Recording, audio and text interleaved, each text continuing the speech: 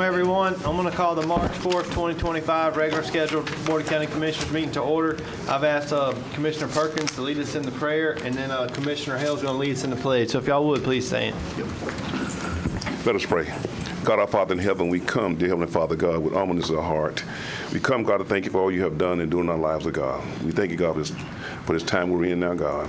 Ask you to come in this meeting, God, that you would guide our path, oh God, lead us, oh God, with your wisdom and knowledge and understanding.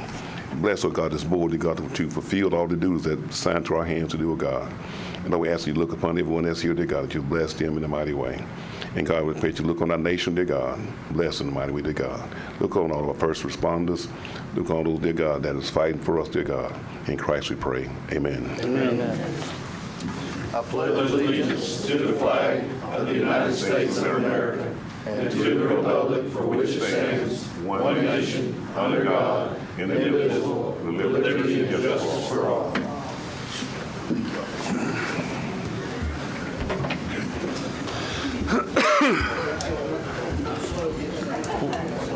Welcome, everyone. Thank all of you for coming out tonight. We're going to start with the agenda here.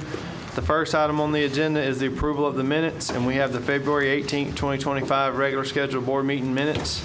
Any questions, comments, or concern by the members of the board on those minutes? Motion to approve. Have a motion to approve by Commissioner White and a second by Commissioner Perkins. On the approval of those minutes, all in favor, aye. Aye. All opposed, same sign. Motion carries 5-0. All right, the next item on the agenda is public concerns and comments. I have one card here. If you could, when you come to speak, if you could keep it to 3 minutes or as close as you could. We got a large crowd here tonight. So the one card that I do have is Mr. Bo Hancock. Name and address for the record, please, sir. Bo Hancock, 6135 Wiggins Road. Welcome. I'm here tonight just to remind you, the legislature's in session. Y'all probably gonna not like some of the things they come out with, some things you might. There's a couple of bills that I think, and I don't have the numbers, I'm sorry. I left that sheet at home. Mr. Bo, you're speaking to Mike, they can't hear you. Okay. Whoa. That's a turn of events, ain't it? Yeah, they usually tell me to sit down and shut up. But anyway, my issue's home rule. We've already lost, or y'all have lost, the right to object to any solar farm. They can put them where they want to, whenever they want to, and however they want to. Same thing goes with cell towers now. Wherever they want them, whenever, however. They could put them together, tie them together. Ain't nothing you can say. There was a bill passed in 2023. It's part of the County Organization and Intergovernmental Relations Title 11, Chapter 125, Section 01055. Has to deal with affordable housing. According to this, developer wants to come in, he wants to put multifamily housing. He can go in commercial, industrial, pretty much wherever he wants to build it. All he's got to do is call it affordable housing. And guess what, folks? You don't have any say-so. Y'all knew about that one, I'm sure. There's at least two more along a similar line. It's not having to do with housing, but it's to limit your authority. It's getting to the point, if this keeps on going, and I've been trying to get a hold of our senator and our representative, but with the session going on, you don't get a hold of them too often. I can talk to one of their assistants, but I don't know how much that's going. I want to talk to them. But that's what I rose for tonight, is I'm concerned about it. We keep electing y'all, but it's getting to the point, whoever we elected, doesn't matter. Y'all can't do anything anyway. Thank you. I agree. I agree. Thank you, Mr. Hancock. Anyone else from the public wishing to speak tonight? I got a couple. Welcome, sir. Good evening. Name, you know the protocol. Name and address for the record. Wayne Hanica, 11883 93rd Road, Live Oak, Florida. Representing concerned citizens of North Florida. And part of our good news, what's happening in the county. Tonight, I'm going to give you a little lesson on what the county commissioners actually do. Some people think you guys just come here twice a month and that's it. And if I read all of these, we'd be here all night. But most people think that the commissioners take phone calls, they come to these meetings, they go to little chamber events, do ribbon cuttings, that type of things. Other events that they attend in Tallahassee, these are all in Tallahassee. Florida Associated in the County's Legislative Days, which are usually 2 days long. Florida Economic Development Week, which is several days long. Florida Rural Economic Development Association Rural Counties Day, which is 2 days long. Pre-legislative meetings, 2 days. Events in different locations. FP&L Power in Florida Illuminates Economic Development is 2 days long. Duke Energy Next Level Economic Event is 1 day. North Florida Economic Development Partnership is 5 days. Florida Association of Counties Conference is 1 day. Florida Economic Development Council is 3 days. And the next group, Economic Development Training, is 1 day. Florida Rural Economic Development Association Working Group is 1 day. Florida Rural Economic Development Association Annual Summit is 3 days. I think that's the one you just went to, wasn't it? Not too long ago. Each one of these commissioners is on different boards and different things that they do all the time. And I don't think most people realize what they're really doing for our county and for our citizens. Mr. Perkins is on the Airport Committee. Mr. Hale's on Development Authority Liaison. Mr. Mobley is the Extension Advisor. Fair Board is Mr. Mobley. Insurance Group is Mr. White. Library is Mr. Land. Municipal Relations Committee is Mr. Land and Franklin White. North Central Florida Regional Planning Council. I'm not going to read these all because you all get bored. But there's 3 pages here. If you really want to see them, you can go to our website, concernedcitizensofnorthfl.com, and go to the Good News page. You'll find all these. And a couple other things that I realized that y'all do that I don't think anybody knows. I know Mr. White and Mr. Mobley on the North Florida Water Utilities Association. I've been to a couple of those meetings. They're all 3 hours long. And I know Mr. Perkins is on the historical board, but I'm sure you're all involved in a lot of different things. And it's just time that people understand that they don't just come here twice a month and make decisions, that they're involved in our community. They're doing what we need done as citizens. And they're all born here. They all live here. So they're trying to take care of our county. Thank you. Thank you, Mr. Thank Hanica. you. Appreciate it. Appreciate that. Thank you. Anyone else from the public wishing to speak tonight? Yes, sir. Welcome.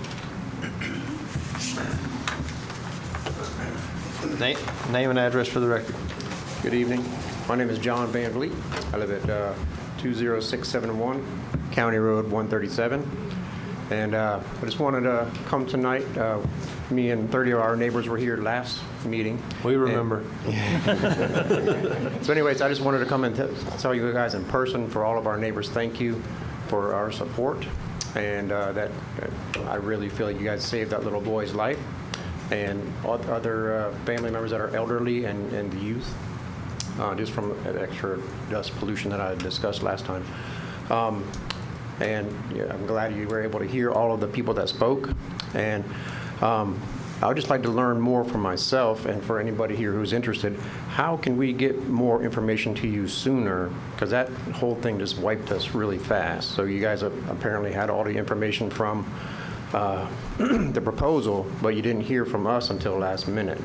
So I don't know what's a better way or better process that we the people can get you guys information ahead of time. Yeah, I would suggest either one, emailing it to us, or two, reaching out to Greg Scott or Mandy Frederickson, but I don't think Mandy's here tonight. She's had a something in her family come up, but Okay. reach out to our county offices, and then they can disseminate a lot of that information, and they do. But for those that don't know, yeah, Okay. that's probably the fastest course. All right. So because we're here with that so fast, we're not experts in that area. We Yes, had sir. to do a lot of research. You know, so, Quickly. like I said, my background, I see it firsthand in the hospital, exposures to things. We get exposed to 80,000 chemicals a day just from whatever we're exposed to. And then the added stuff with the dust, I didn't realize how bad the dust was to us until I did my research. And you guys were discussing it after we had kind of proposed it, and you were talking about putting up the tree barriers and water and these kind of things. I still don't think that would have fixed it, and I don't know how we can address that better so that way we, the people, are in agreement with you guys. Other than, because it happened really fast. We couldn't get all the information to you quickly because we didn't have it. By the time we researched it, it was right before, we were right on the doorstep. So I tried to ask if there was a process for a extension or things like that, but I didn't see any route for that. Any other ideas? Mr. Morrison?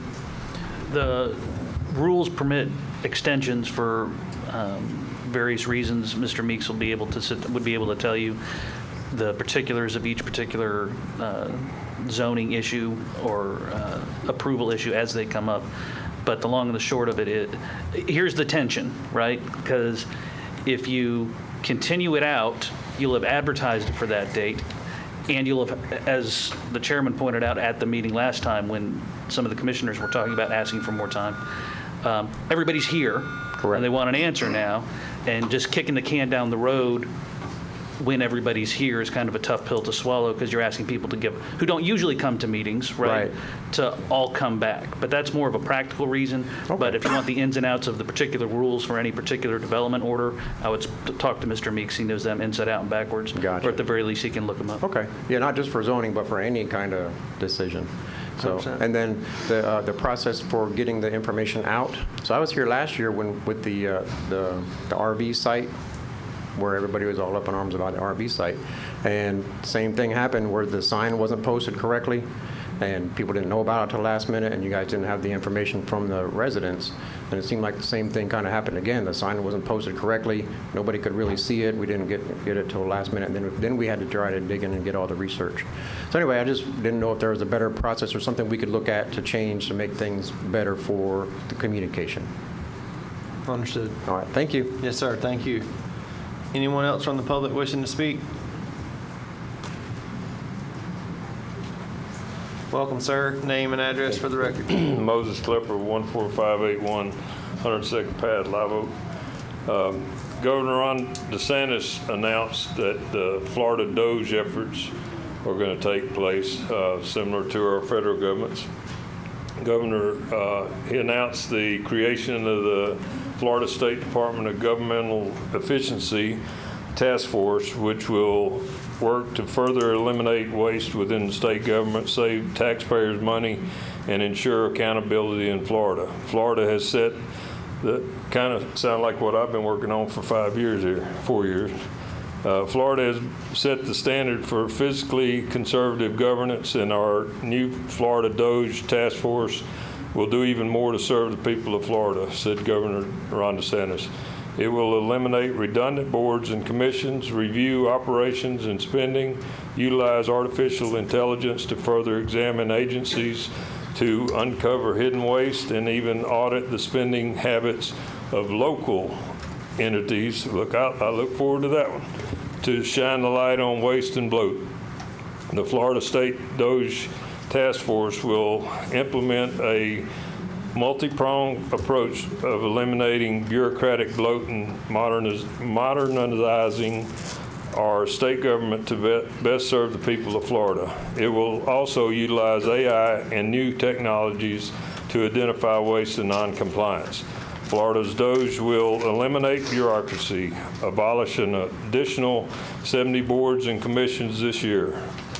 Further examine state agencies, utilize AI to supplement ongoing efforts to review operations at our agencies and identify more ways to cut unnecessary spending and eliminate bureaucracy. Audit local governments, look into local government expenditures by utilizing publicly available county and municipal spending records to expose bloat within local governance. DOJ's federal efforts to save taxpayers' money by returning unused or surplus federal dollars allocated to the state. When I read that, it reminded me of, I hear so many times right here that, oh, it's not local dollars. Well, it is. Let's see, returning unused surplus federal dollars allocated to the state. The next day, it was reported that Suwannee County's Economic Development Director submitted his resignation. One can't help but to wonder if the prior actions of our governor made the writings on the wall clear, and it was decided he best get out of Doge before all the alleged misappropriations were discovered and accountability was demanded. To quote Mortimer Zuckerman, public workers have become a kind of privileged new class, a new elite who live better than their private sector counterparts. Public servants have become the public's masters. No wonder the public is upset.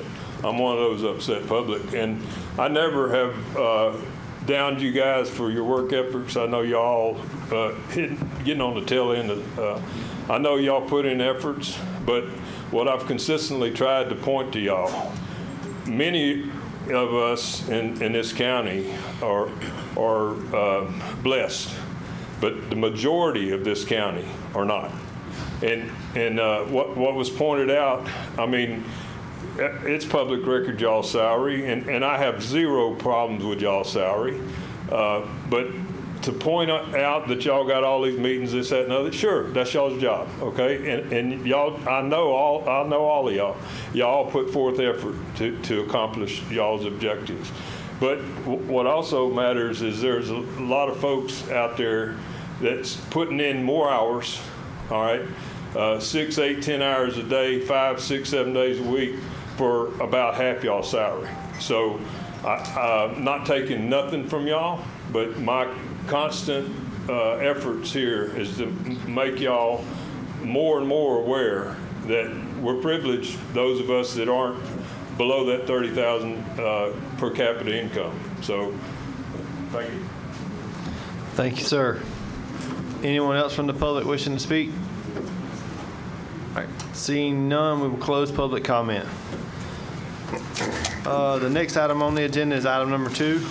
Under proclamations and presentations, we have a presentation by Mr. William M. Smith, CSM Purple Heart designation. Mr. Smith. Welcome, sir. Good evening. Good evening. A lot of you noticed looking at this plaque when I came in, but I tried to hide it. But anyway, I'm here to make you all Suwannee County a Purple Heart county. The Military Order of the Purple Heart Special Recognition Award is bestowed with pride to Suwannee County, Florida, for your dedication and support of honoring American combat wounded veterans, becoming the Purple Heart County, presented by the Patriot members of Robert C. Paget Jr., Chapter 524, Jacksonville, Florida, Military Order of the Purple Heart, USA. Thank you. Thank you. Very well. Can we come down and just get a picture with you? Sure. Come on, guys.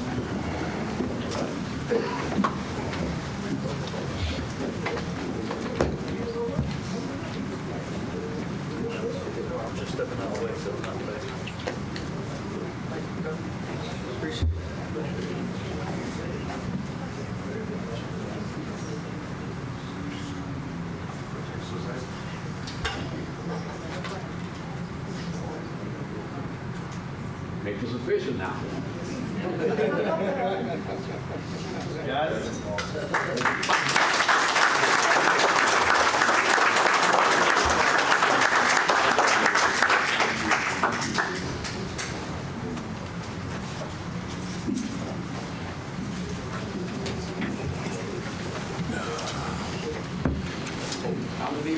need a signed copy of the proclamation. Okay. You can give it to this young lady.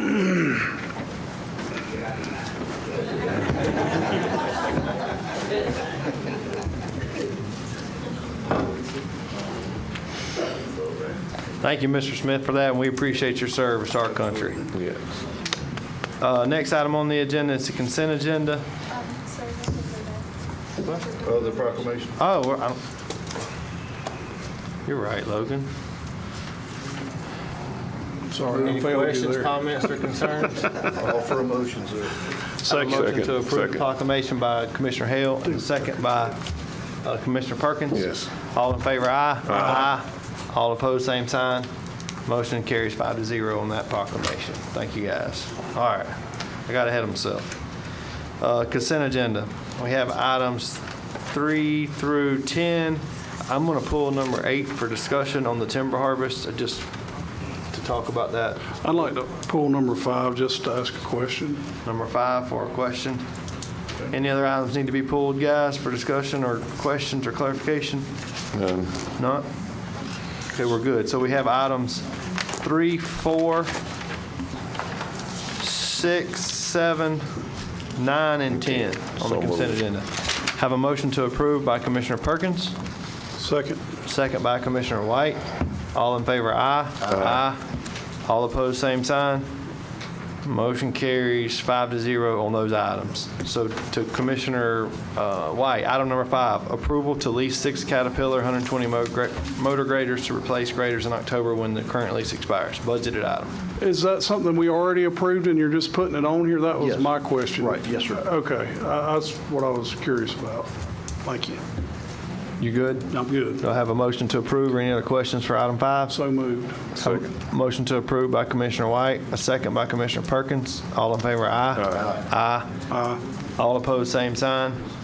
Motion carries 5-0. Item number 8 is the award bid 2025-09 for the tree harvesting, which is timber cutting at Suwannee County's regional shelter property, and authorize chairman to execute the agreement with North Florida Timber Dealers Incorporated, the highest qualified respondent.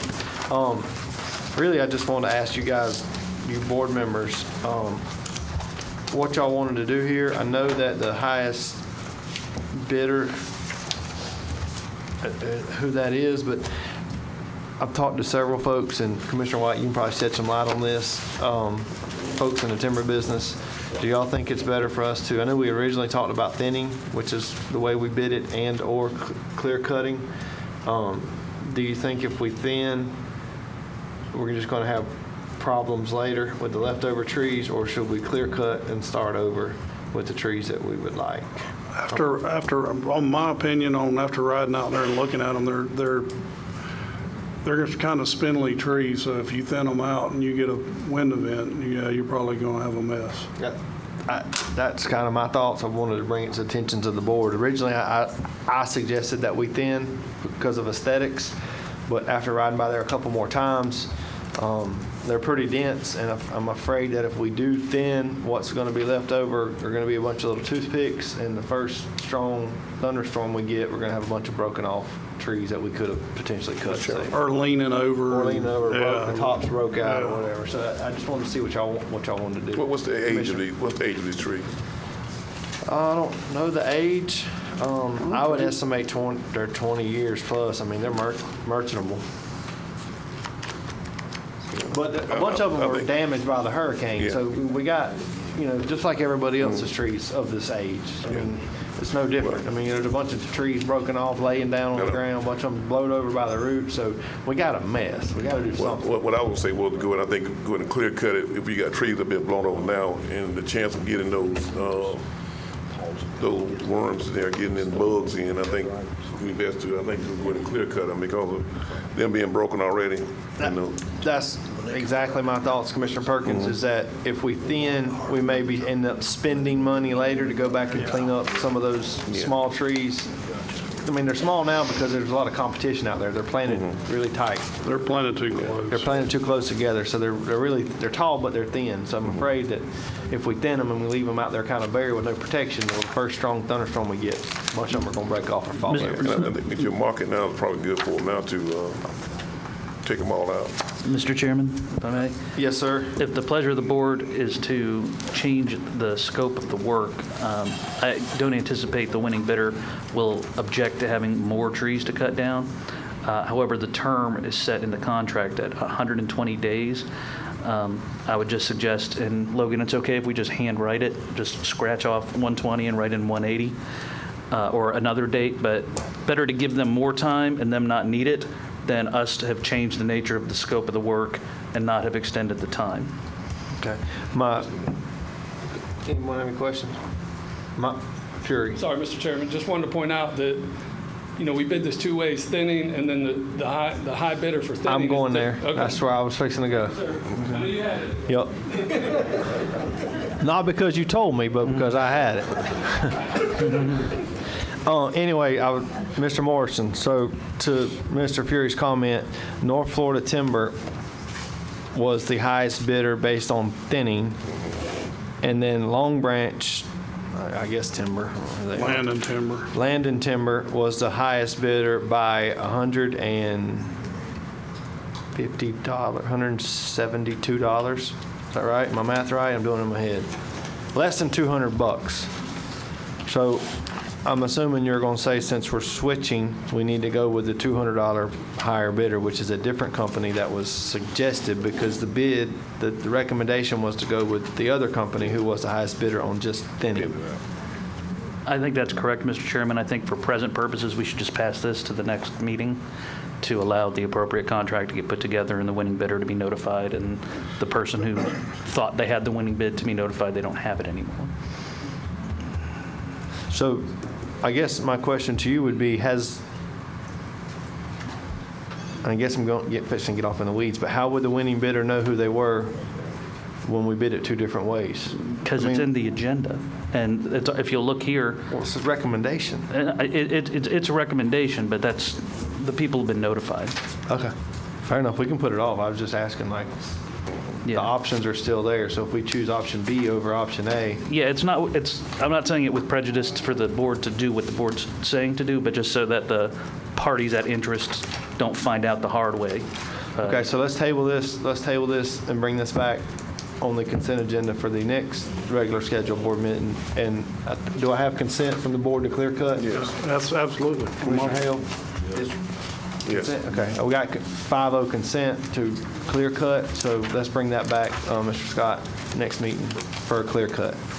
Mr. Fury, sorry about that. We're delaying your project there for a couple weeks. Those are all the items that were pulled off the consent. That one's been tabled, so we don't need to vote. Time specific. Mr. Chairman, Oh, yes, sir. there's a group here but was representing the Douglas Center's project. Yes, sir. I think Mr. Ford would like to just say a few words if you could.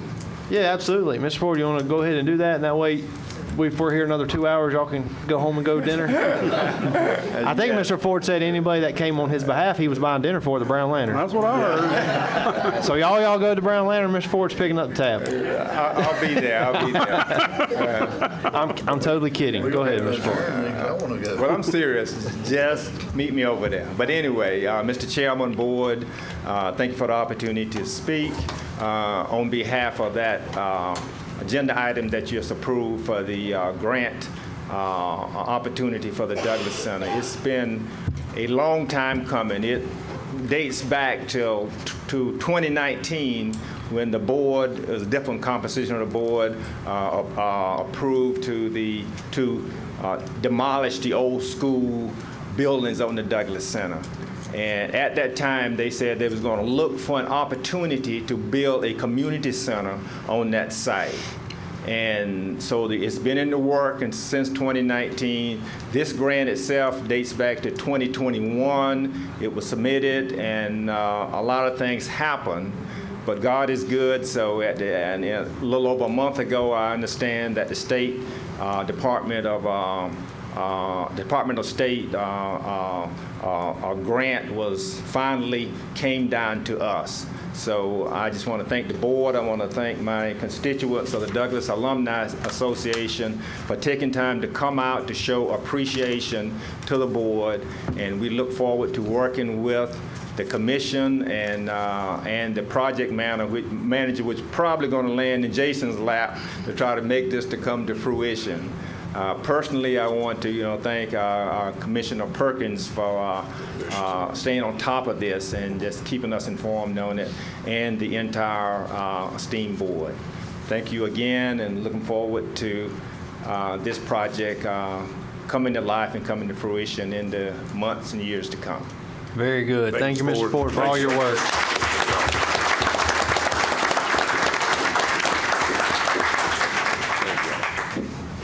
Now, if any of you guys are wanting to go eat dinner, we will not take any slight disrespect if y'all exit.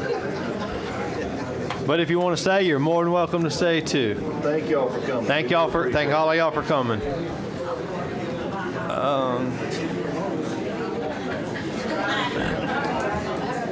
The next item on the agenda is the time-specific items. We don't have any time-specifics? Are there any constitutional officers present wishing to speak? Any constitutionals? No. Staff items? Any staff items? Chief? Welcome, sir.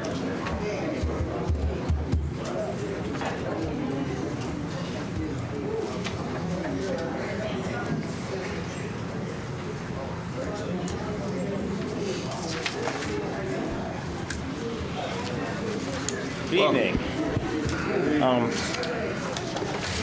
Late last week, I got a phone call from our EMS billing agency, the company we use that collects all our ambulance billings, and they asked if we were going to adopt the new Medicare rate resolution for bills, which is the paperwork I gave you guys.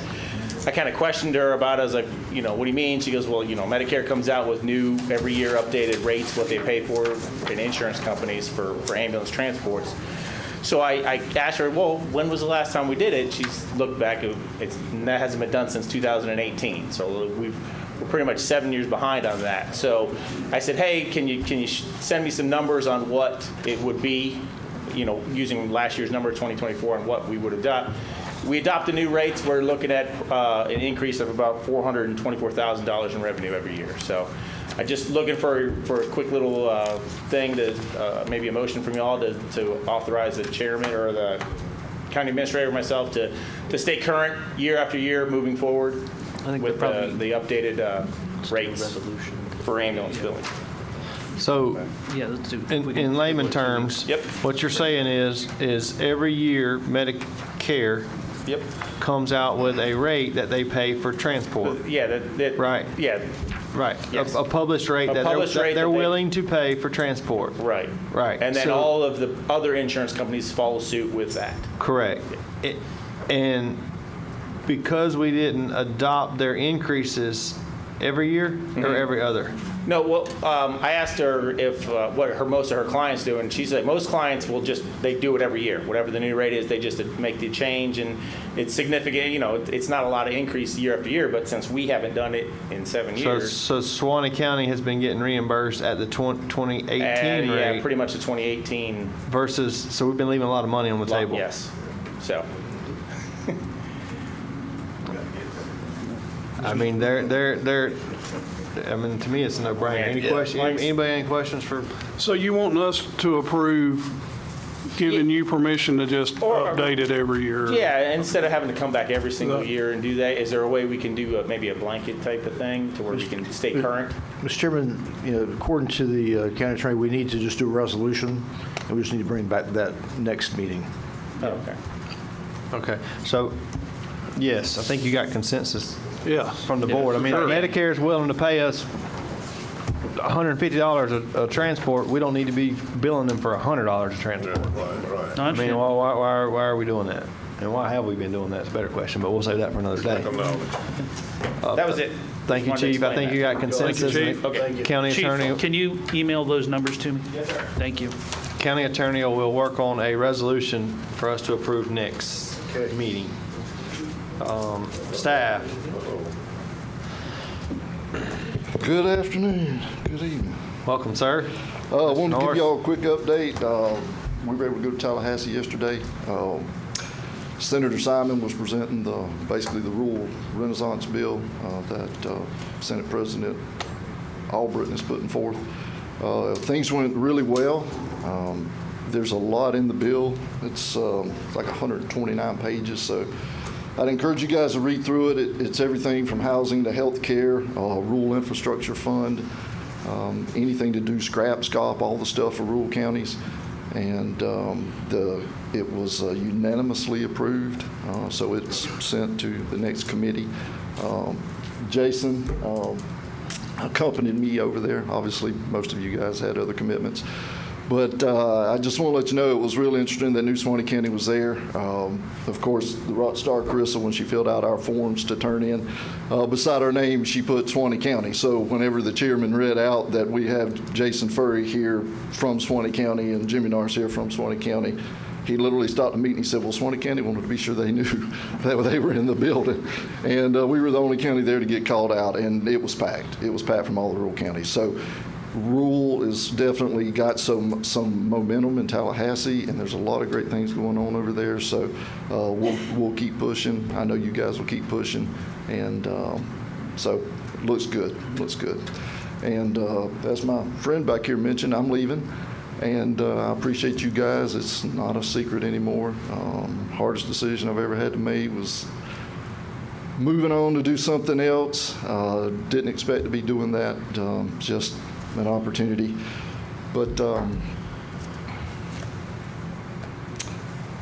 every one of you, my friend, I appreciate you.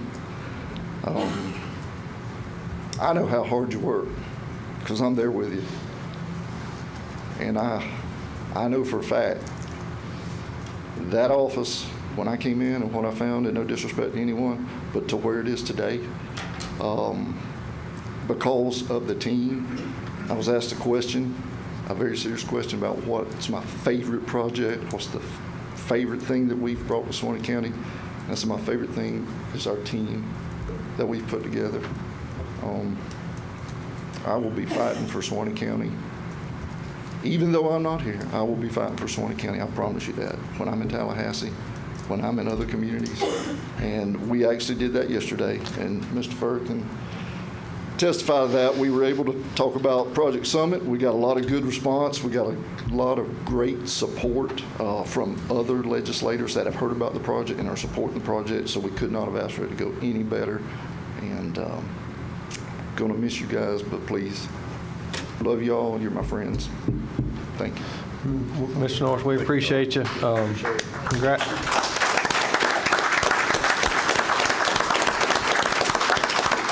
Congratulations, I guess, on your new adventure, and wish you the best of luck. Thank you, sir. Yes, sir. Thank you, Stars. You good man. Appreciate you, sir.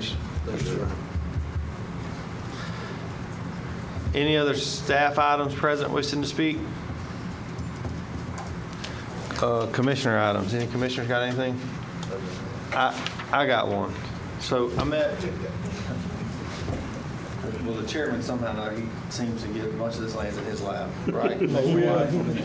Guaranteed. But this is a good thing. So I'm not going to name this fellow's name, but there's a constituent that lives here in Suwannee County that is wanting to donate part of his estate to the county.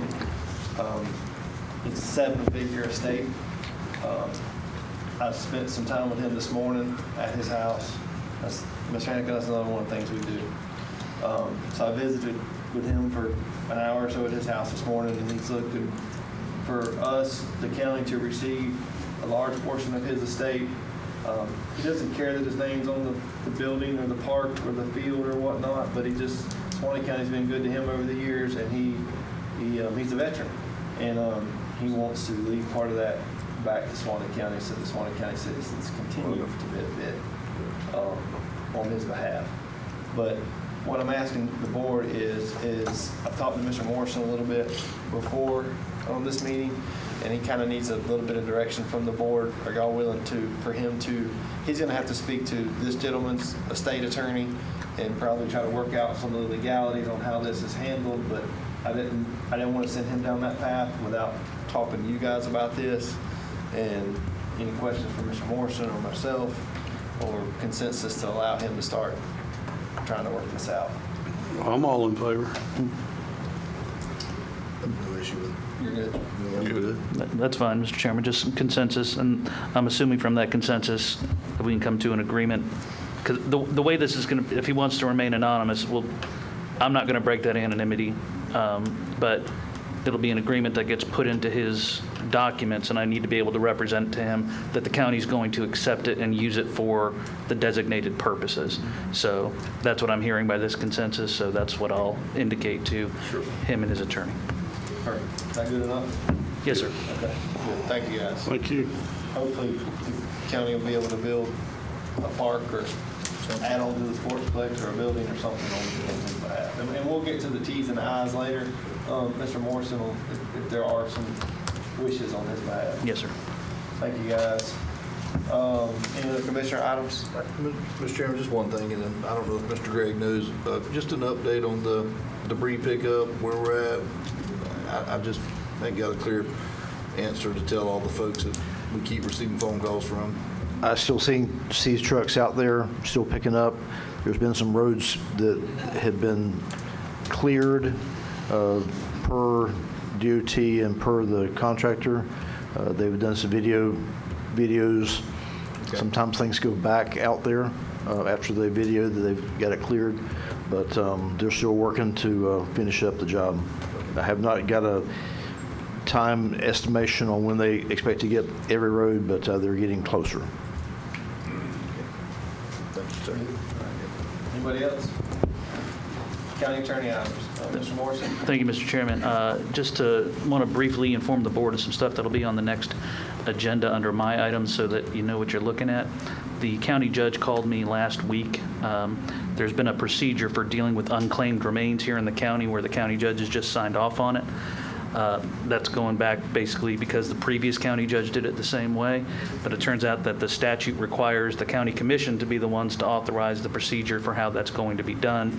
So there'll be a proposed ordinance put on, which I've already spoken with the county judge she likes, which will adopt the policies and procedures that they're basically already doing, but basically that'll make it legal. The other thing that it'll do, which is good, is because there was no mechanism to record these things, there's basically a file in the county judge's office that's almost a foot thick, I would imagine, that's going back with these unclaimed remains orders more than 30 years, and we're going to direct that those get recorded so that way for genealogy and other reasons, if people are searching for them, they can find them, because there's no reason, nobody would know to go look in the county judge's office for it. The second thing, and this brings up something Mr. Haneke had brought about earlier, the chairman had contacted me before about the low-income housing and some of that home rule issue. We do have a little bit of flexibility in terms of whether or not we're going to give the mandatory ad valorem tax break to one of those facilities that come through. There are certain findings that the board can make which would deny that ad valorem tax break. I've spoken with some of my counterparts, specifically Mr. Foreman, who's the county attorney over in Columbia County. Columbia County's already adopted such a resolution to try to discourage such developments. After communications with the chairman, he's indicated a desire to do the same. So I'll have a proposed resolution, which candidly I'm just stealing from Joel, which will be on the resolution on the agenda for next time. And then lastly, I'll have on the agenda the proposed ordinance eliminating prospective renaming of roads. So those will all be under my thing for next agenda. Yeah, and just to be clear on that affordable housing, I think all of you guys are familiar with that, but for the public's purpose, I might turn off. Yes. So for the public's purpose, what this bill or what this law does in this Tallahassee, the state, is basically if a property is on commercial and you are a developer of affordable housing, the county has no right to deny you building an affordable housing, we could say potentially a 5-story apartment complex. Doesn't matter where the property's at. It could be next to a subdivision. It could be next to a school. It could be next to locations in which would not be favorable for the county or its people to have it built. But if it's in a, correct me if I'm wrong, Mr. Morrison, if it's zoned commercial, they can do it, and the county has to, required by state law, give them a tax abatement breaks on their property taxes if they choose to do it. In the absence of, so that's basically, y'all know there's the opt-in, opt-out. So you're automatically opted in to giving those ad valorem taxation breaks unless you're a certain type of rural community, which Suwannee County qualifies. And again, credit to Mr. Foreman over in Columbia County and some of the other attorneys who worked over in that area for commissioning the study that makes the appropriate findings. Suwannee County is included in that region. So because of the nature of what Suwannee County is in terms of being a rural county, we can opt out of giving those particular tax breaks. We can't prevent the inability to stop somebody from building, but we have the ability to, at least not on our own, incentivize that building. Right, and it's also, it's not just the abatement, but it's the location that they choose to build, and then also the required infrastructure that they may or may not need. So I'm not against, make no mistake, I'm not against affordable housing, but I think that this board or any of the boards that come behind us should have a say-so for Suwannee County on where that goes. I mean, I would not want to see, I would not want to see a 5-story apartment complex next to an elementary school for disabled children. I just want to be clear about wait a what we minute. can and can't do, Mr. Chairman. We can't prevent the preemption part But of we don't- them building it. But we don't have to do the. But we can say, we cannot provide a tax incentive Right. for them to do it, and that's what we'll be doing. Anybody have any questions for that? No, sir. Columbia County's already taken this position. I just think we should follow their lead on that. So I think you got consensus to work on. Yes, sir. preparing that. All three of those items will be on the next agenda. Okay. You got anything else? No, sir. Consultant items. Any consultants wishing to speak tonight? None. General business. Item number 11. Discuss with possible board action the preliminary plat approval of Garrison Place subdivision. Mr. Ron Meeks.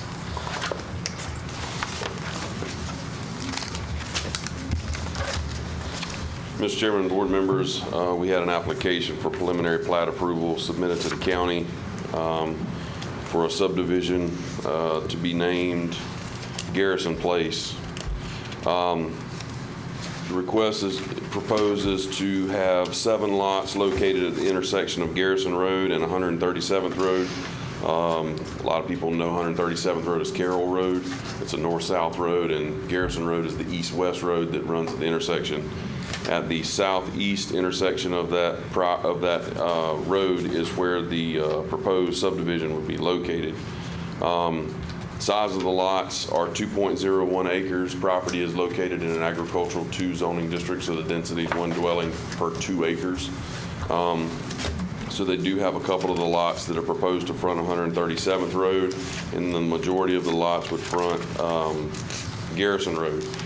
We do probably advise that we look at doing shared driveway access between some of the lots. That way we don't have the driveway access is pushed close to the intersection of the roads. And then on the eastern side of the lots, there is a unnumbered A zone, which is a special flood hazard area that's located on that.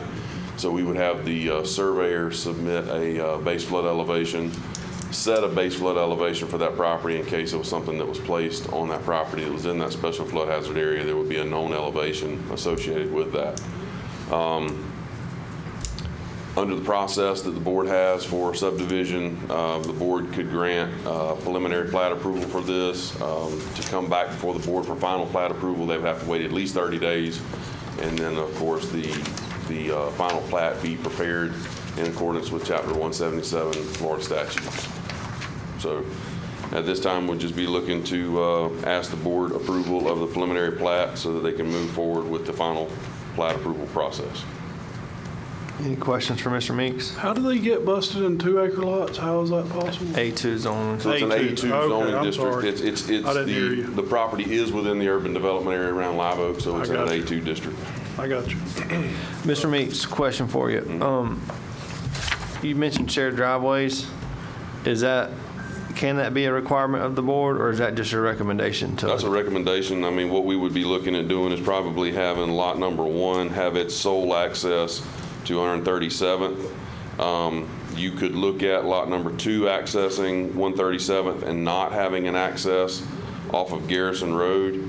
And then if we do shared driveways, then we would just put them between lots 2 and 3, lots 4 and 5, and 6 and 7, just to cut down the number. I mean, Garrison's a paved road, as is the other one. But, I mean, I think that it would be maybe advantageous on the county and the homeowners to maybe organize. If not, you're going to, every lot, every 2 acres isn't that big, but every 2 acre lot has its own driveway. I mean, there are going to be a lot of mailboxes, stack. Well, I won't say a lot. That's 1, 2, 3, 4, 5, 6, 7. So if it's possible, could the developer look at maybe sharing some of those driveways to minimize the number of driveways, as well as, and then you got a safety issue there too when you got back to back to back to back. That's what we've looked at before, is when we have those, we just kind of like to bring it to the board, but we usually work with the developer and the surveyor and the location of those driveways, so we don't push those driveway accesses to the close to the intersection. Correct. And then that you can eliminate. If we could cut half those driveways, then that's not having stacking issues with drive. Oh, and then you got to look at school bus stops too. Yeah. So you got, if now the school bus has got to stop at 7 different mailboxes. Yeah. So if you could share those, you can consolidate some of that for better efficiency and safety, I would assume. So can they look at that? In looking at that, one of the things that I had thought about is we might shift, because lot number 7 is the easternmost lot. You do see that there's that zone A flood zone that kind of fronts along lot number 6. I don't know how bad that area floods. I don't know if it's just a natural low spot, but it might make more sense to have the shared driveway between lots 5 and 6, because that's not in a flood zone, and then let lot 7 have its access solely on its eastern boundary. So I would a lot of that agree stuff we can handle with some conversations, but I know that, just want to bring it up, that our goal would be to eliminate as many driveway accesses as we can. I'm good with that. I agree. Any questions for Mr. Meeks? You need a motion to approve the preliminary? Yes, Do I have a motion to approve? With the suggested driveway, and also that area does flood right there. That's something we'll have to look at, so please y'all pay attention to that. So Mr. Hale has offered a motion to approve with the contingency of consolidating as many driveways as possible. Did I state that correctly, Mr. Hale? Correct, yes, sir. Okay. Second. Have a second by Commissioner White. All in favor, aye. Aye. All opposed, same sign. Motion carries 5-0. Thank you, Mr. Meeks. Next item on the agenda is item number 12, discuss concerns on the COVID isolation facility bid. Mr. Luke McGinnis. Welcome, sir. Name and address for the record when you get there, please.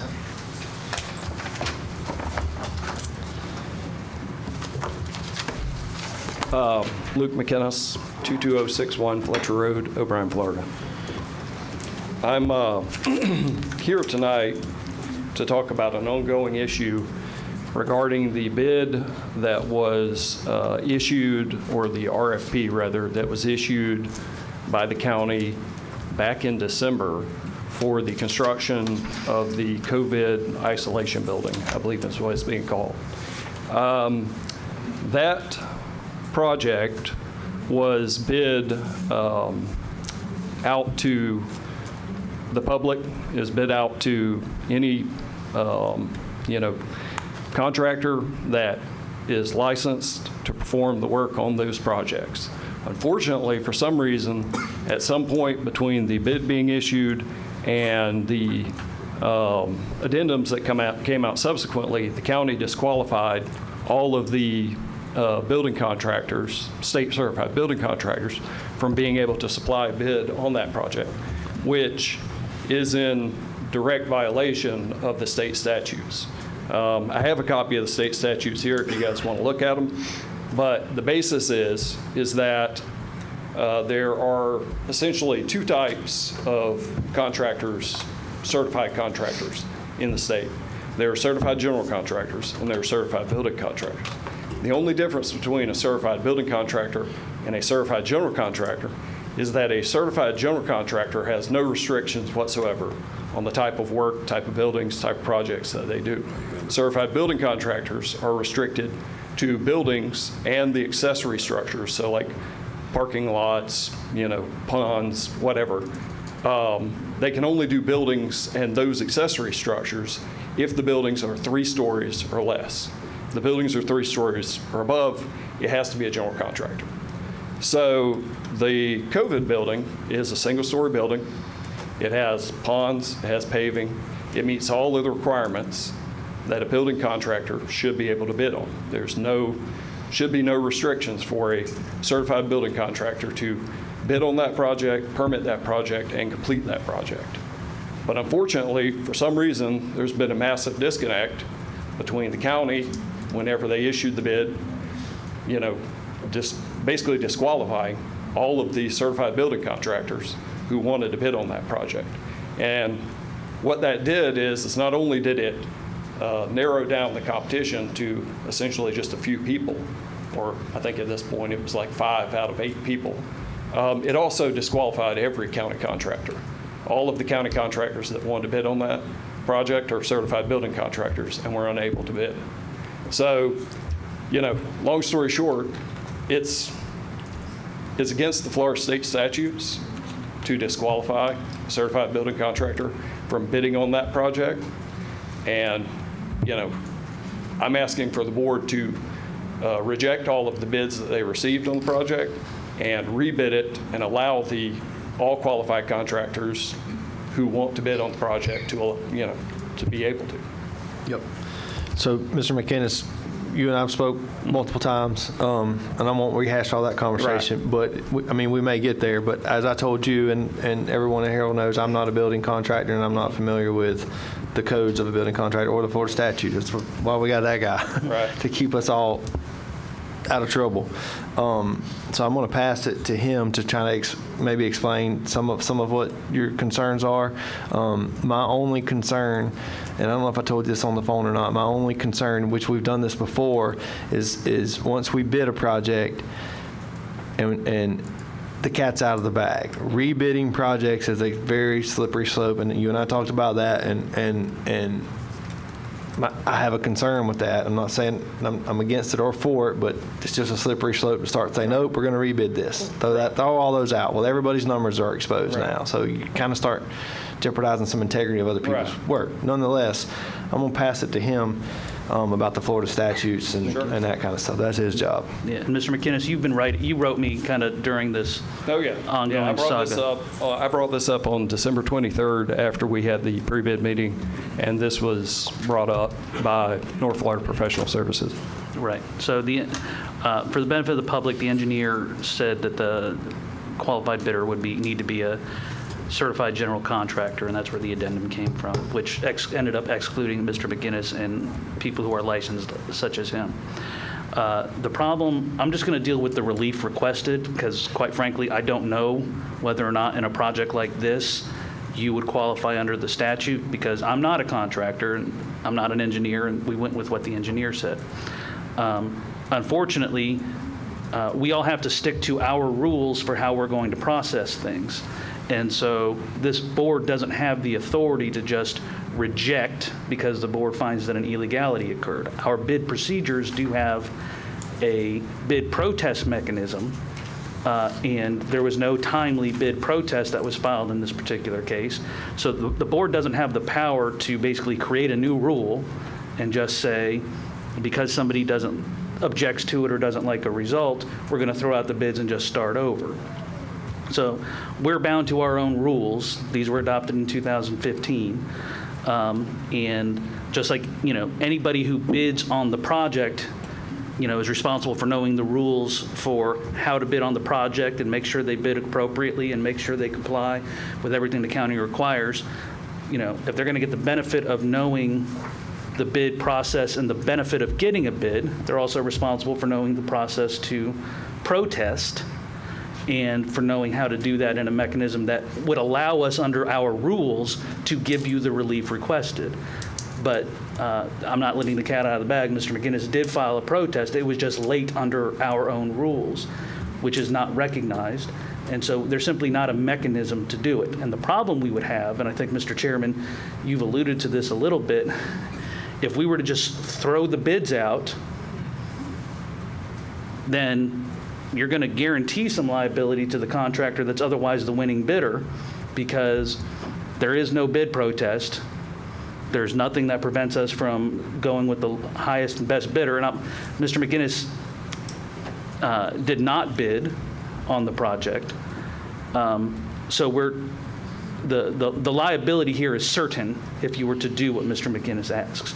That said, Mr. McGinnis, I am going to agree with you on something and let you know of corrective action that the county's taking prospectively. And I can't fix what's happened in the past and the way documents were worded, but the ambiguity came from basically there's some language that's been used in the past that has continued to become an issue, which is that the bid is open to all, I think it says, the exact wording I'm not sure of, but basically it says all qualified contractors. The problem is the phrase qualified contractors, because that involves a judgment call, right? And here we deferred to the judgment of the engineers, which Mr. McInnes respectfully disagrees with. And that's the crux of the issue right here. And my goal is to prevent people, citizens like Mr. McInnes, from being upset, as well as to eliminate ambiguity so that way county staff knows what's to do when issues come up. So we've already arranged for a meeting next week where part of the intake packet from contractors is going to be, and they're going to disagree with you a little bit more, Mr. McInnes, there's more than just two types of contractors. There's a whole list that's recognized by DBPR.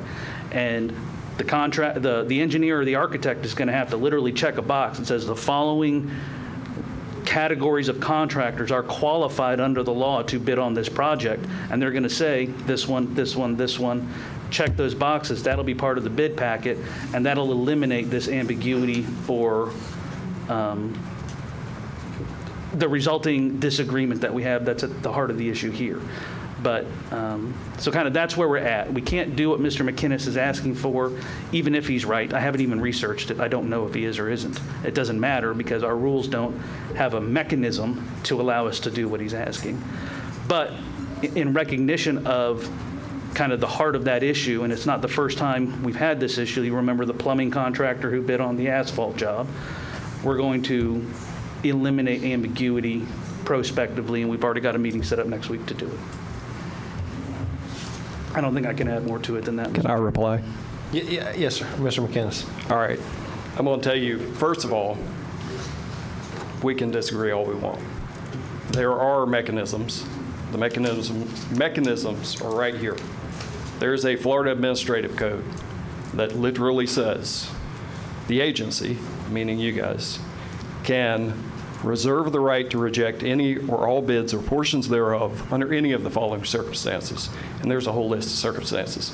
But at the very top, the very first one is when the bidding process, including the procedure followed by the agency, meaning the county, involves a material conflict with a rule or statutory or case law. In this case, you did not follow the statutory law. You broke the statutory law because you disqualified qualified contractors from bidding on the project. So right there, you can you can throw out every bid that you have and use that, and no one is going to be able to challenge it. I would argue that if you can provide me with a single basis for a legal argument that the low bidder for this project could have to come back after the county whenever you submitted an unlawful bid and you disqualified qualified contractors, I mean, there's the rule right there. So I can answer your question. The problem is, and this is what was in Mr. Scott's letter to you, which was dismissing the bid, is Chapter 120, which is the Administrative Procedure Act, under which the administrative code is issued, applies to agencies. Like if you're going to bid for DOT or bid for the Department of Corrections, they're all subject to the administrative code, and that applies. Counties aren't. That's why the county has its own bid procedure or bid protest procedure. So I'm going to respectfully disagree with you on that one. And again, you're free to pursue whatever legal recourse you'd like, but there's a reason back when Mr. Pravat was the attorney here in 2015 that you all approved this change to the policy to include a procedure to deal with bid protests. If it was dealt with by the Administrative Procedures Act, we wouldn't need to do it. So, again, and to answer your question, and I don't want to argue here, I'm just going to provide as much information as I can. When you say give you a reason, the reason is, I'm going to say this as respectfully as I can, we had a completed bid, there were no timely bid protests. The bidding process is over and complete. And if we were to simply throw out the bid without a timely bid protest under our rules, that winning contractor is going to have one heck of a lawsuit. So, just so I understand, then the entire crux of this is you're saying that this can't be discussed or the board can't take action simply because the bid protest was not filed in accordance with the timely times that the county has set forth. Is that what you're saying? I'm saying that, well, basically, it's kind of like this in football, right? Everybody watches football, and everybody knows you have the right to throw down the red challenge flag, right? And you can challenge and say, they screwed up. Now, everybody knows that if a play is close, the offense always hurries to the line, right, to get the next play off. Why do they do that? Because as soon as that play's off, you can't challenge the play that just happened. It doesn't matter if they got it right or they got it wrong, because what the law values more than getting it right is getting it done. And so if the time to protest or the time to challenge has passed, it doesn't matter if you're right or wrong. So for example, if you were to take like the Chiefs this year, right, where the refs were cheating for them, and they were to wait until, 2 plays later when they didn't actually convert that first down. I've got the replay to show it, but they've scored the touchdown. You don't get to throw the flag and say, well, that touchdown shouldn't count because 2 plays ago, I've got the proof that says that wasn't actually a touchdown. It doesn't matter if you're right. The time to do it has passed.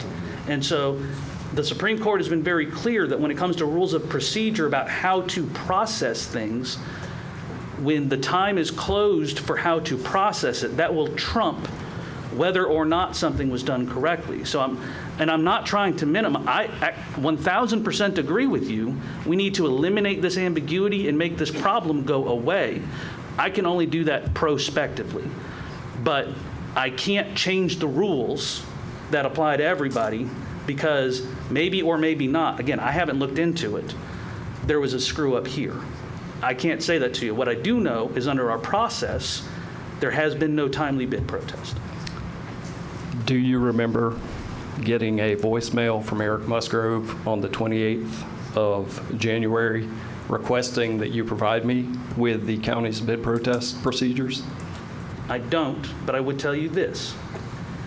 If you're going to seek the benefit, there's an expression, and again, I'm not trying to sound rude when I say this, but ignorance of the law is no excuse. If you're going to avail yourself of the benefit of the procedures, which is in the same part of the bid manual, it's like they're one right after the other. It's how the bid process. Like you just keep going a few more pages as bid protest. If you're going to avail yourself of the benefit of the bid process in having the county process a bid, the burden is on you as the person who is participating in that process to know the bid protest procedure as well. It can never be the responsibility of the adjudicator or if you're going to participate, the burden's on you to know it. And if I requested those procedures from the county attorney and did not receive those procedures, I never got that. Would that be evidence of my trying to comply with the procedures? One, I don't know if you did or didn't, but to a certain extent. I wish Eric was here. I've got a voicemail where Eric literally called me back and said, hey, I called Adam Morrison. He's going to return your phone call. He's going to get you the information you needed requesting the bid procedures. That I didn't. Never received it. Never received a call from anyone at the county.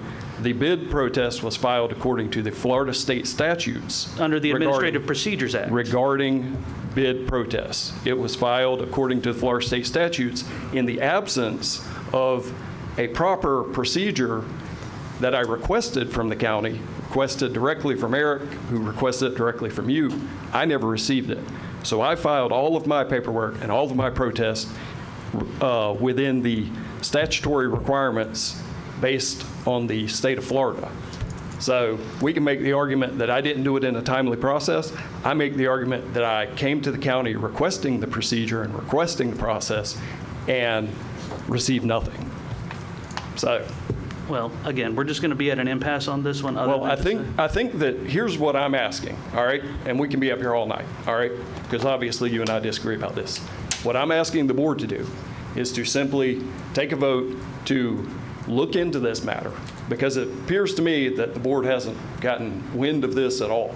They don't know anything about it. This hasn't been put in front of them.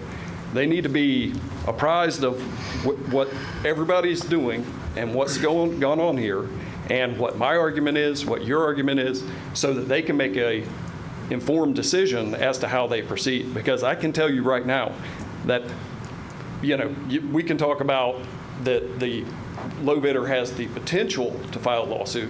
I have Florida state statutes right here. I have emails between you and I and Greg where I informed you guys I'm making a bid protest. Back a month before the bid came out, I asked for any kind of clarification as to why you guys were disqualifying certified building contractors. I received nothing. Your own engineer even admitted in an email that, and I'll read it, it says, that's your email, sorry, right here. It says, as previously, this is Phil Bishop from North Florida Professional Service. As previously said, it is our recommendation, all in caps, recommendation, that the county require bidders to be a licensed general contractor. A certified building contractor, by rule, is allowed to build a project of this type, but I am not aware of any rules, laws, or statutes that doesn't allow the owner to determine what level of licensure they want to require for a project. That is right here in the Florida state statutes, where it clearly says that you cannot disqualify a certified building contractor. So you have an engineer who made a recommendation, and you guys followed the recommendation without actually looking into the legality of that recommendation. An engineer has no authority to determine who's licensed or properly licensed, or who can bid on a project, who can't bid on a project. Well, So here's where you and I will agree on something. All I can do is give advice to clients. It's up to them whether or not they follow it. I've given my advice, so I'll stop now. So, Mr. McInnes, just so you understand the situation that you're asking these board members to put themselves in. He's given his advice to this board, and if I understood you correctly, Mr. Morrison, was not to throw the bids out and reject them. Is that your advice? Yes, sir, due to a lack of any timely bid protest. Okay, so he's given this board this advice.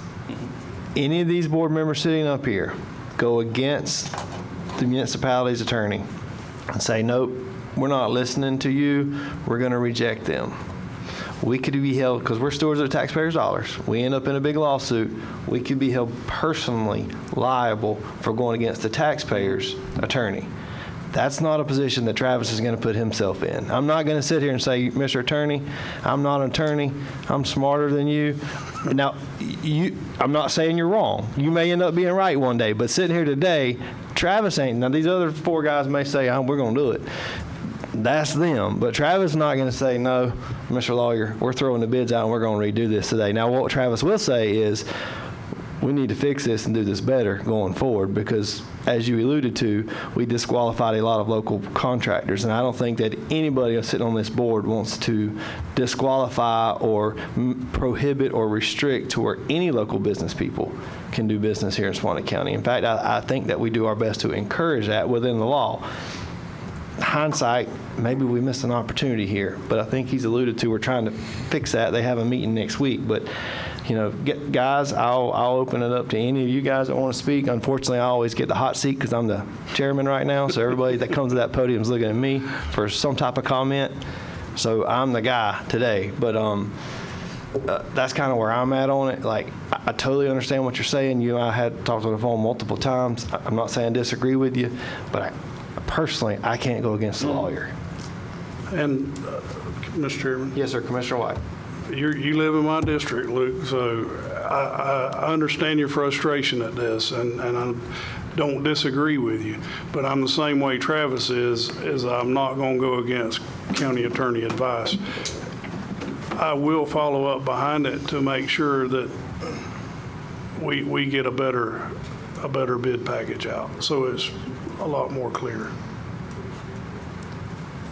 Well, I was just going to say, I mean, tonight I'm not asking you guys to reject the bids, okay? I'm asking you to table this and let's get all the information in front of you, get the information from your attorney, get the information from Greg, take the information from me so that everybody understands what's going on. Because like I said, up to tonight, I mean, I spoke with you on the phone. You really didn't know much of anything that was going on, which indicates to me that there hasn't really been a lot of discussion. Well, it was the first time that I had talked and heard your side of it. Okay. No, I wouldn't. So again, that's what I'm asking the board to do tonight, is to essentially table this matter so that we can all sit down. I mean, I would have loved to settle this in a quiet room, Well, and you and I talked about that option a long time ago, right? But unfortunately, for all five of us to hear it from you the first time, it was my idea to say, nope, let's put it on the agenda. So I'm not the dictator or the all-knowing here guy. These four guys need to hear it too. So I'm the one who said, hey, Mr. Scott, put this on the agenda. Mr. McInnes is a constituent. He's got a problem, and to fix his problem the way that he wants it fixed, it's going to take 5 people. So they need to hear what Mr. McInnes has to say. And it'd be a sunshine violation. And we'd be in jail and being sued personally liable. And I understand that. Again, all I'm asking for tonight is that we get everybody gets the information so we can make a consensus there's no decision. item, but there's no item on the agenda tonight that is a ruling.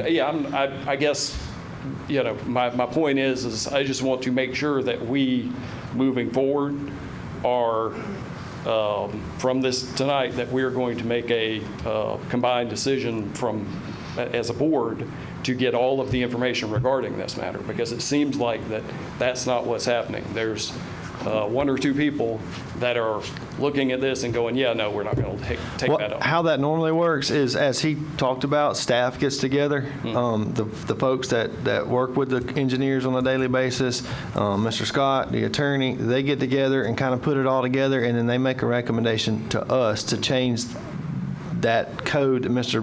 Pravat wrote, you said, in 2015. Maybe that old guy there was on the board. Nope.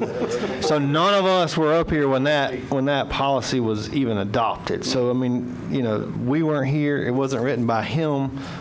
Those are the rules that we're playing by. Yes, I think everybody probably agrees that we need to look at those, and maybe the contest or the contesting a bid, maybe not so much. But what contractors do we want to do what work? And adhering to the code that you alluded to, as well as Florida statute, et cetera, et cetera. So, I don't see, there's nothing here tonight for us to table, so to speak, because we have a winning bidder or a low bidder. It's not on here for us to approve a contract with that bidder or we're not signing anything with that contractor. And I don't even know who that contractor is. I think you told me, but I still don't remember.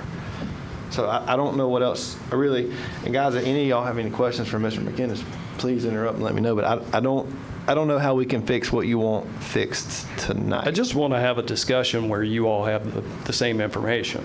And we can talk about this again next board meeting. But I want everybody to have the same information. So I did hear you say, I'm confused, because I did hear you say earlier you would like for us to throw those bids out, but you just said you don't reject the bids. I'm not asking for that tonight. Okay. I mean, ultimately, yes, that's what I feel like not only I want, but is the only legal remedy here. I mean, you have an unlawful bid. Regardless of the bid protest or whatever, if I never filed a bid protest, it could still be challenged in court because it's unlawful. Well, for the public's benefit, in our conversation that you and I had, I told you about a situation, and he talked about it. We had a sinkhole job that our engineer stood there and said, hey, it's under a road. It's under a paved road. It's in my district. And by the way, when are we going to finish that? But anyway, it's a cut-through road. I told you the road. There were 2 bidders. The county's engineer made the recommendation, not the county's, but a subcontracted engineer, made the recommendation that we go with a general contractor. the low bidder turned in a license of a plumbing contractor. So this topic first kind of came about under that example. That's one main reason why our sinkhole repair has been delayed, because there was a whole bunch of smoke and whatnot. So the brakes got hit. But nonetheless, when the engineer makes a recommendation, albeit demanded or asked by whom, but when the engineer of that designed the project says, hey, we want a license of this, it kind of goes back the way that I'm sitting here, back to this attorney guy. I mean, like, I'm not going to say, hey, Mr. Engineer, I'm smarter than you. Let the plumbing contractor do it because he's $75,000 cheaper. Well, when the school bus drives over and it falls in and 10 little kids lose their lives, Travis was smarter than the engineer and said, no, let's save $80,000. Let's go against you, Mr. Engineer, and we're going to do it cheaper and use a plumber. So, I mean, I 100% agree with you. Yeah, I know you did. In that you did case, on the phone, but using a plumbing contractor would be unlawful. But my point is, when we have licensed professionals that the county pays, right? And it's not our money; it's your money. It's their money. When we have a licensed professional that tells us, hey, this is our recommendation, just as he has told us his, who are we to sit here as stewards of the taxpayers to say, no, we're not doing that. We're going to do something different. I don't want to be that guy. Sometimes it may be cheaper. Sometimes it may cost us more money. But when you're paying a guy to tell you how to build it, he says, I want this. All right, well, he's on the hook that it don't fail. All right. You know, anyway. Yeah. But nonetheless, any other commissioners, anybody got anything they want? No, Mr. Chairman, I just let's say this is a legal issue. I think we should leave this in the hands of our attorney, let him handle this and take care of this issue. And we keep on beating this dead horse and we never get it done. Mr. Chairman, I'll just say, I know Luke and his family, and by far Luke's the best sibling out of that whole group. I guess it is what it is. But with that being said, we've been here. Did you say you did or didn't bid on it? No, I wasn't able to bid on You it. didn't bid. I wanted to bid the project, but was informed by the county that they would reject the bid. So, Because of the license contract. yeah, which, again, even to this very date, there's been, even though I've requested multiple times, there's been no explanation.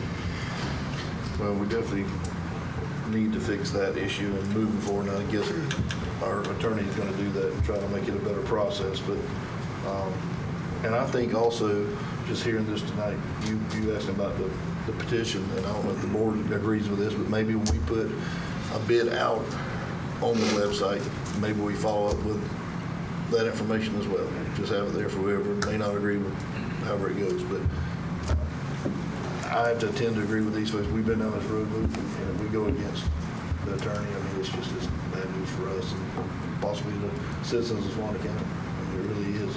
I hate that. I hate this. And I haven't spoken to you. I haven't had an opportunity to speak to you about it. So, but, yeah. I hate it. And one other matter, Mr. Chairman, just to show the other, and this is where it got to me, and this is for Mr. McInnes's benefit. There's another project where Mr. McInnes is the winning, presently, my understanding is the winning bidder on the library project, and I think one other one, which will go to him. And there were questions about, is it going to be a general contractor? And Mr. McInnes, his license worked. We had to straighten that out. And that's why I want to get rid of the ambiguity. If for no other reason than, the county pays me by the hour on that stuff. We need to get rid of that. It doesn't need to involve me. There needs to be automatic in how it's going to be handled. So, and that's the reason we're going to change the process, just to get rid of ambiguity. The state asked for a certain local contractor. Sure.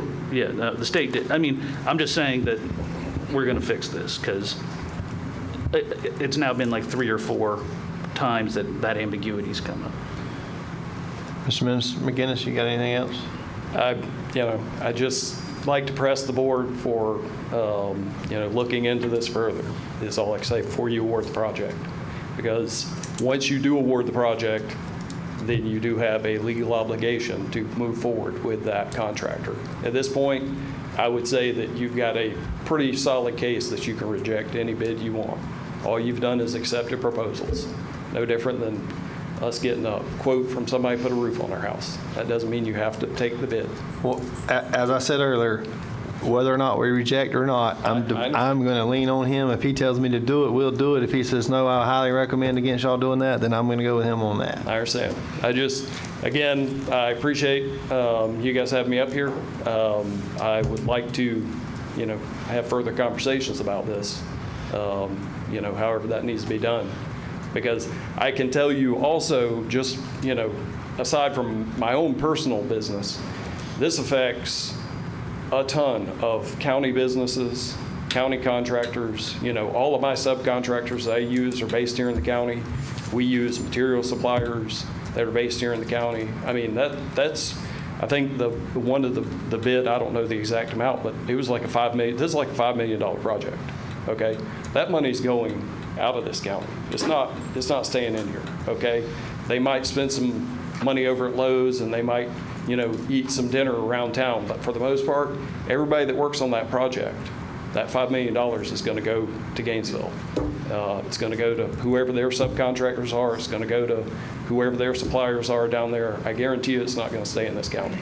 So, aside from just the legal side of this, there's also an ethical side of this, where the county has an obligation to do what is in the best interest of the county.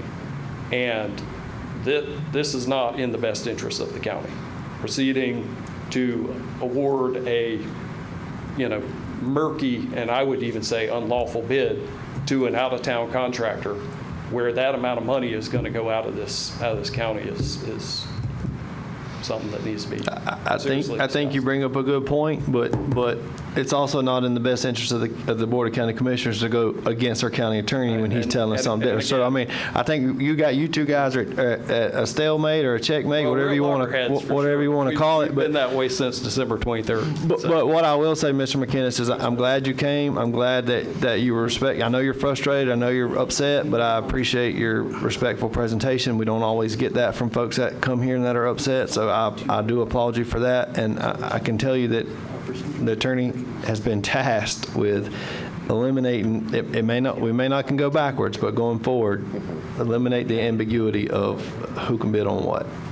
Okay, thank you. Thank you, Mr. McGinn. Appreciate you. That was 12. Item 13, additional agenda items. Is there any other additional agenda items, Mr. Scott? Yes, sir. Number 14, administrator's comments. Mr. Scott. Just want to update you on a few things. We got an email from DOT, some recommendations on some roads. We're in the process of analyzing these. They're on 132 at 34th Street. There's a curve study that has been done. Needs some signage. It's the Stagecoach, Suwannee Station area where some accidents have happened. Another one's on County Road 49 at Market Road, 216th Street. They want to put a four-way stop there. 49 and 248, I'd like to have a four-way stop there also. And also on Nobles Ferry, 249 at 16th Street. There's a curve there that they did a study and they are suggesting some different signage. So just want to let you be aware of that. We're looking at that, and I think the curve one we're already working on Nobles Ferry, but we don't want to jump to it, but based on injury data and accidents. So, Mr. Chairman. Yes, sir. Commissioner White. Mr. Scott, those recommendations, do we have to follow those recommendations from DOT if it's a county road? Or, I mean, I get the political side of it, but. It's another recommendation. Thank you, sir. Anything else, Mr. Scott? Yes, you should have gotten a letter also from.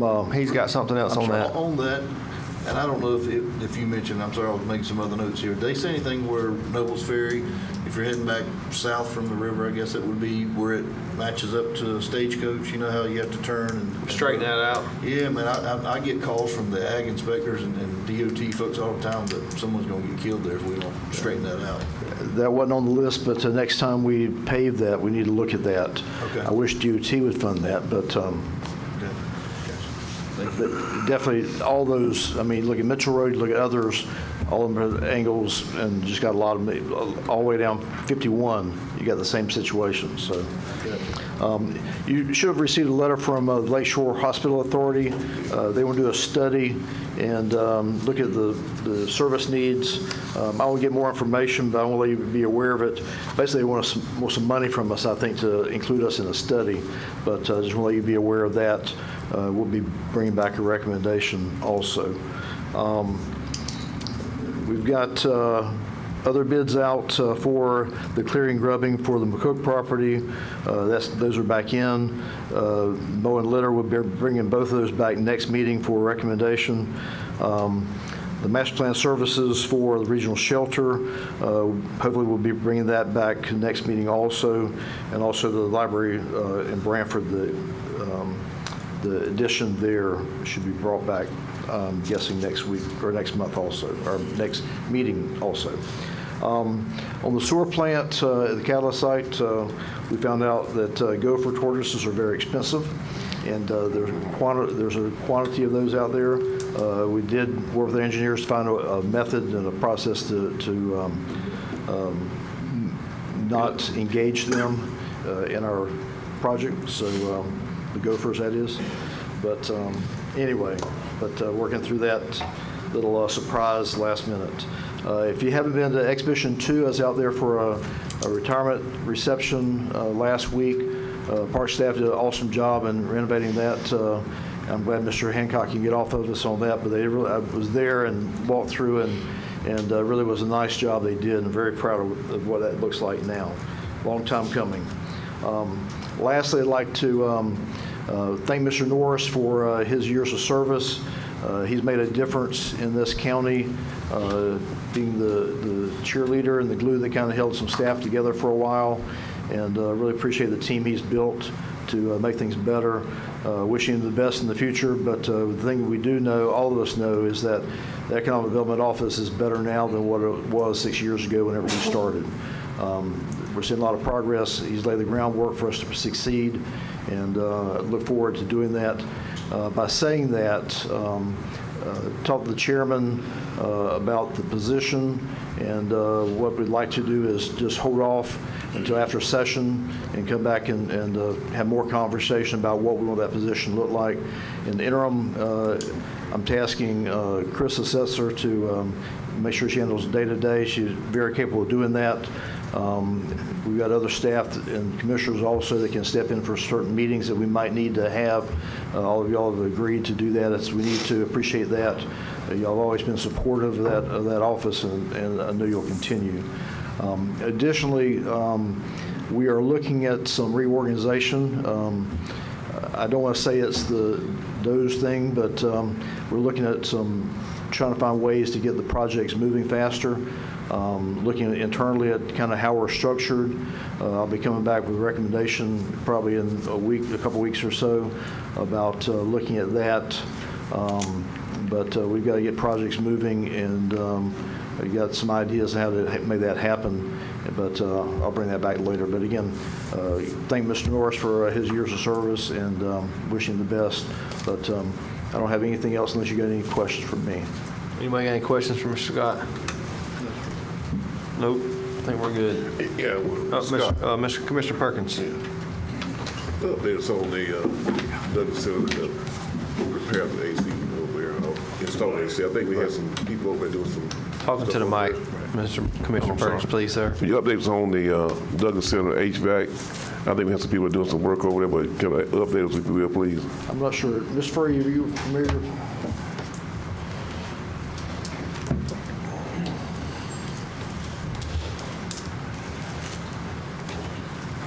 Yes, sir. We met with some engineers, some mechanical engineers, people a lot smarter than me, and they just got a task order from the engineer proposal on what that looks like to design the air conditioning system. I think Mr. Durham had spoke of that before, that it's a complex system, so we've got to have that designed by the professionals. I've got that back. We're going to review it, bring it back to you guys to award, and then that'll start the process where we can get it designed and then see what it looks like timing-wise to get that built and installed. But we're shooting for this summer, so Okay. that's the goal. We're moving forward. Thank you, Mr. Rep. Appreciate it. You better tighten up if you're gonna do it by the summer. Yes, sir. In your hand, I know we get it done. Mr. Scott, you got anything else? All right. Closing comments. Commissioner Perkins. Yeah, I would just echo the same as Mr. Scott there about Mr. Norris. Do appreciate him and all he's done, his hard work and labor done for this county. Somebody like us go unnoticed. I know he worked tirelessly day and night, getting calls after hours and then jumped up and leaving family, go and take care of his businesses for us to. And I feel that the county is better since he's been in office. We got a lot of things that's a lot of money came into this county or in this county because of him and his hard work. We thank for in his office he got a great help there. Ms. Hassler doing a great job there. She will continue on to do what he's already laid a blueprint for. And I know she can call him. He'd be readily available for her if she do have a problem. And sure, we're here to help out if we can. And I just what I want to say too is thankful for the grant for the Heritage Grant to be able to put that building over there. That was one of the things that Commissioner Fleming wanted to see a building put over there. And I think this is going to be great for the community, and it's going to be something that's going to come here. So I'm grateful for that. And thank you for all the support who did come out to support that. Mr. Ford, we do appreciate you and the Douglas alumni, which I do send a thing out in the mail to you. You should be receiving that also. And also, on the other day, went to IFAS. Ms. Carroll and staff had a workshop on community garden. And if anybody wanted interested in the community garden, see Ms. Carroll and staff. I think it's going to be something good to have a garden. And where we're going now, we all have to plant something to be. Yeah, I'm gonna say you win. You can't. They can't call you for advice. Yeah, call me. I know you're a builder. I didn't know you're a gardener too. Listen. Did you get your picture taken? Yeah, that's what I was gonna say. These guys here, man. But listen. If there was a camera, he was there. Thanks, sir. I went to Welborn down there to the thing down there, enjoyed it down there. Somebody told me, said, well, let's go down to the garden center. Okay, they have something there. We go to the garden center. And we get down there, let's join. And I joined the garden center. We both did. That person never showed back up again. And I've been going to meetings on Fridays, go down there. They have a great, man, it's good though. They have good food down there. That's why you joined right there. All right, go ahead. Yeah, it was really great though. And hearing the speakers and enjoying a good meal on one Friday out of the month. So hopefully that fella will come going and he will get his initiation into the garden. So he paid his dues, never got initiated in. Was that him? I don't know. I'm just saying. Sounds like it's Leo. You got Leo, though. What happened? All right, go ahead. I'm good, yeah. Yeah, I echo Perkins on that. Thank you to Jimmy. Good luck to your future, man. Appreciate you. And appreciate everybody for coming tonight. Thank you, Commissioner Mobley. Commissioner Hale. Yes, sir. Just appreciate everybody being here. Also want to say thank you. I always try to do this with our staff. LT's been, and his crew's been amazing. Jason, his crew's been good. Mike, Gene, Ren, everyone's just been just outstanding in helping and getting things done around our county, and I appreciate that. And again, I'll say please keep the Lamb family in your prayers. Kenny Lamb needs a lot of prayers. And Jimmy, thank you. I'm mad at you. I'll try to forgive you. But thank you for everything you've done for Suwannee County. Mr. White. Appreciate you, Jimmy. I ain't happy. You know I ain't. I appreciate what you done for us. Thank you. I don't blame you for bettering yourself. I never would. Just disappointed. That's all. Thank you. Is that it? Yes, sir. Yeah, I mean, thank you, Mr. Norris, for everything you've done for the county. Suwannee County is better for the work that you've done in networking us in Tallahassee. A lot of times you were leading that charge, and, you know, we were just puppies following in your footsteps. Hate to see you go, really do, but best of luck going forward. That's all I got on that. Am I missing anything before we close? Frederickson's and the Dalton family. Frederickson's and Yes, that's what I was going to mention. Dalton. Okay, keep those families in your prayers as well. And everybody else that's experiencing some form of tragedy or loss that we may not be aware of. So, as always, pray for your neighbor. That's it. Absolutely. Anything else? Motion to adjourn. So a motion to adjourn by Commissioner Hale, a second by, was that Perkins? Commissioner Perkins, all in favor, aye. Aye. All opposed, same sign. 5-0. Thank you.